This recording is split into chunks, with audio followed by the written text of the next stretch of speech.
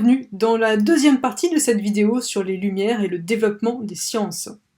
Dans la première partie, on a vu comment justement s'est développée la science au XVIIe siècle.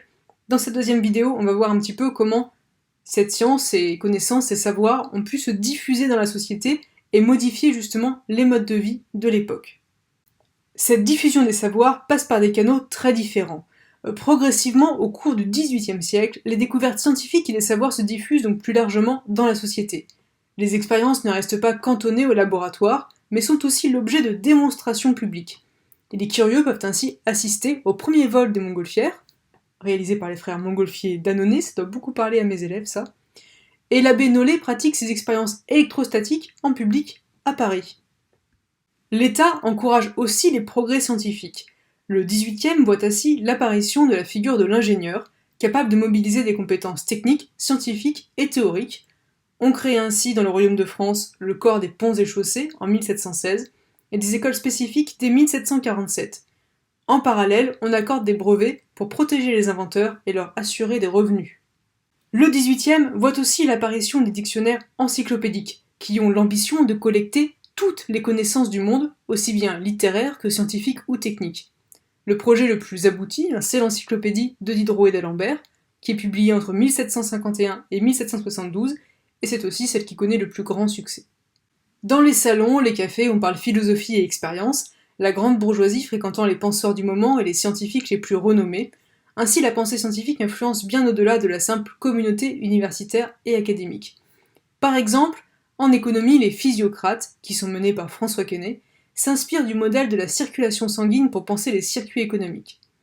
Contrairement aux mercantilistes qui les ont précédés, pour eux, il faut laisser la plus grande liberté à l'économie pour qu'elle puisse prospérer, c'est-à-dire limiter les taxes et limiter toute forme d'intervention de l'État. Par ailleurs, ils voient l'agriculture comme la principale richesse des nations et encouragent le progrès technique dans ce domaine. Donc si on résume ces différents canaux de diffusion de l'esprit scientifique, on a d'abord les universités, les académies, les revues savantes. On a aussi des démonstrations publiques, on a des lieux publics aussi en général qui servent à échanger autour de toutes ces découvertes, les salons, les cafés. Et puis donc on crée des corps spéciaux que sont les ingénieurs, et on a même des pensées théoriques qui vont totalement s'inspirer de ce qu'on voit dans les sciences avec les physiocrates. Deuxième point, le rôle des femmes dans la diffusion des savoirs.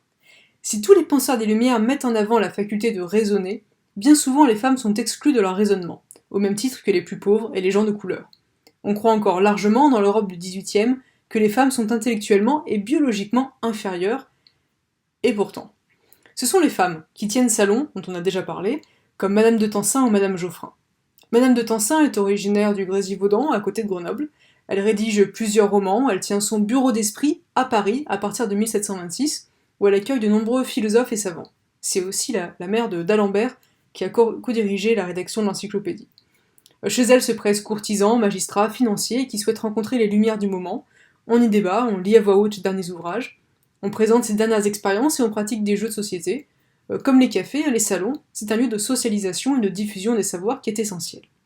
Ces salons sont tenus principalement par des femmes, mais on a aussi des femmes savantes, même si ça reste exceptionnel à l'époque, certaines femmes participent activement, directement, à l'élaboration des savoirs scientifiques.